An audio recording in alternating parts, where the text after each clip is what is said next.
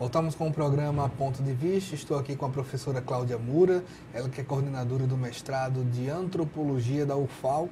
Esse mestrado ele tem grupos de pesquisa, tem linhas de pesquisa.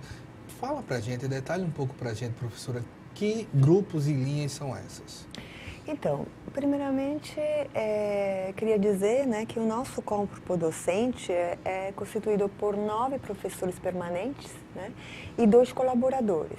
Esses 2 colaboradores, na verdade, já foram professores do Instituto de Ciências Sociais aqui da UFAL. E atualmente eles estão vinculados, o professor Pedro Guedes, à Universidade Federal da Paraíba, e o professor Wagner Chaves, atualmente é vinculado ao IFIX, né, no Rio de Janeiro. Eles continuam colaborando conosco, né, tanto nos grupos de pesquisa e também orientando os nossos alunos no mestrado. O programa, digamos, que é estruturado em 2 linhas de pesquisa. A primeira é etnicidade, corpo e política, e a segunda é práticas culturais, memória e imagem, né? Essas 2 linhas, digamos, que também estruturam os nossos grupos de pesquisa, né? Nós temos, de forma bastante simétrica, 2 grupos de pesquisa para cada linha de pesquisa do programa, né? Gostaria de falar, assim, um pouco sobre esses grupos que têm uma atuação já bastante antiga, né, no Instituto de Ciências Sociais da UFAL. O primeiro que foi construído pela professora Raquel Rocha e o professor Bruno Cavalcante, né, em 1994, é o LAC, né, que é o Laboratório da Cidade do Contemporâneo, e tem uma atuação bastante antiga, como eu disse, e extremamente interessante. Ele trabalha com grupos sociais, como pescadores, por exemplo, com grupos religiosos afrodescendentes e com outros grupos sociais, e teve uma atuação bastante importante quanto à inserção social, né? Teve uma prática extensionista desse grupo desde os primórdios, desde que começou. O outro grupo, também bastante antigo, que foi criado em 2004, é o AVAL. Na verdade, é o Laboratório de Antropologia Visual de Alagoas, aqui em Alagoas. E tem como coordenadores, em forma de rodízio, a professora Silvia Aguiar Martins, a professora Fernanda Reichenberg e também o professor Siloé Amorim. Esse é um grupo que tem digamos, já um acervo, né, bem rico, né, sobre registro, digamos, de vários fenômenos sociais aqui no estado de Alagoas e tem se ocupado principalmente tanto de grupos indígenas aqui no estado, como grupos rituais, né? E também atualmente está se ocupando da memória social de diferentes grupos aqui em Alagoas. Outro grupo também que se constituiu em 2010, né, é o grupo de pesquisa em etnologia indígena, que é coordenado pelo professor Evaldo Mendes e também por mim, né? E esse grupo acompanha, né, os processos, né, tanto culturais, políticos e territoriais dos grupos indígenas aqui no Nordeste. Sabemos que temos 2 grupos indígenas, né? E, portanto, acompanhamos tanto os conflitos territoriais, mas também a produção ou também a elaboração cultural, sempre atualizada, como dizíamos antes, desses grupos indígenas. As cosmologias, as práticas rituais, quando é possível, né, acompanhá-las e estudá-las, né? E tem outro grupo, que é o Núcleo de Pesquisa em Gênero, Saúde e Direitos Humanos, que é chamado de Mandacauru, e que atualmente vê a atuação da professora Nádia Meiners, da professora Débora Lebrant e também do professor Pedro Guedes, que é o nosso professor colaborador. Esse grupo que trabalha com questões de família, sexualidade, generações e questões de saúde, atualmente também sobre a antropologia da deficiência, né, é extremamente atuante também. E tem uma rede de pesquisadores, né, já bastante consolidada, com instituições de fora do Estado, por exemplo, na Paraíba, mas também na UNB. Então, tem também digamos, uma atuação em nível com algumas instituições, por exemplo, da saúde da mulher, né? E tem vários projetos em andamento, né, de pesquisa. Então, de forma geral, todos os grupos estão atuantes e eu gostaria de dizer que todos sempre fizeram pesquisa e extensão, né? E atualmente o incentivo do programa, né, pode se ver já algum impacto, né, na atuação dos docentes. Recentemente, digamos que em 2016, né, a maioria, 7 docentes, né, do programa têm enviado os próprios projetos de pesquisa ao edital lançado pela FAPEAL, né, Fundação de Amparo à Pesquisa no nosso estado, e que era um edital justamente para apoio à pesquisa em ciências humanas e sociais.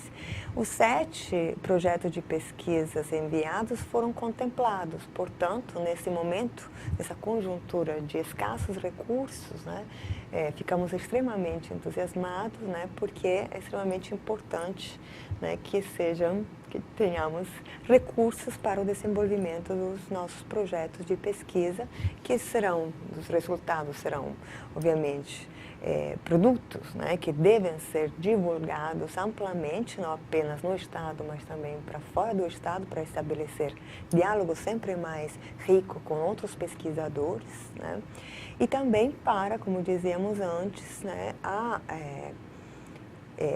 o aprimoramento das políticas públicas dirigidas às populações com as quais trabalhamos, as coletividades.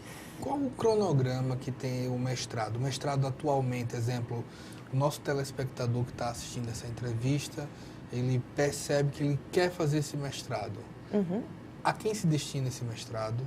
E quando é que, por exemplo, abre vaga? Então, nós temos um processo de seleção que é anual, né? O último foi realizado entre agosto e setembro do ano passado e pensamos que o próximo também será aberto em setembro. Obviamente, as inscrições serão antes dessa data do processo de seleção, né? Todas as nossos editais, nossos lançamentos, nossas chamadas, digamos, são bastante visíveis porque temos uma página dentro do próprio site da UFAL, dentro do Instituto, da página do Instituto de Ciências Sociais. Portanto, todas essas informações podem ser acessadas nessa página do Programa de Pós-Graduação em Antropologia Social da UFAL.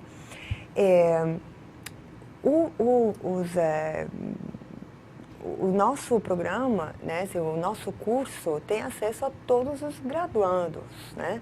É importante destacar que nós temos turmas, né, não apenas de cientistas sociais, né, formados em ciências sociais, né, mas temos tido uma demanda sempre maior de alunos, né, graduados em outras áreas de conhecimento. Nas nossas 2 primeiras turmas são formadas por pessoas formadas em psicologia, turismo, educação física, nossas próprias turmas, mas os inscritos que tivemos no processo de seleção, né? História e enfermagem, enfim. Então, não precisa ser um cientista social, né, para se candidatar ao nosso processo de seleção, mas apenas uma graduação e que, obviamente, tem um interesse específico nessa nossa área de conhecimento. O que ele precisa apresentar para iniciar, ou pelo menos para se inscrever? Ele precisa ter, obviamente, um diploma. Um diploma. Um diploma. Ele precisa de algum conhecimento específico, exemplo, línguas, algum tipo, uma tese, uma pré-tese, alguma coisa assim? Não. Então, o nosso processo de seleção ele é composto por 3 fases, né? A primeira fase é uma prova escrita de teoria e métodos antropológicos. A segunda fase é a defesa do projeto de pesquisa, né? Então, o que precisa apresentar no período de inscrição é justamente, né, os dados clássicos de identificação e também um projeto de pesquisa. Deverá estudar a bibliografia que nós divulgaremos, né, para a primeira prova, né? Depois terá essa defesa do projeto de pesquisa e também temos um exame de proficiência de língua estrangeira, né? O aluno, o candidato, pode optar ou pela língua inglesa ou pela língua francesa, né? Então, porque são 2 línguas extremamente importantes, visto que não todos os textos antropológicos são traduzidos, né, na língua portuguesa e, sobretudo, em todas as disciplinas que nós ofertamos, mas também nas disciplinas, por exemplo, de teoria antropológica, tanto clássica quanto contemporânea, há textos de extrema importância para que sejam de conhecimento desses alunos. O Brasil está bem colocado no sentido de produção científica antropológica? Você citou aí textos em inglês, é uma língua realmente, o francês também. Que países são destaques e como está o Brasil na antropologia? Então, o Brasil, disse também antes, é um campo antropológico no Brasil extremamente consolidado e também reconhecido internacionalmente, né? Tem uma produção de conhecimento de excelência científica, né?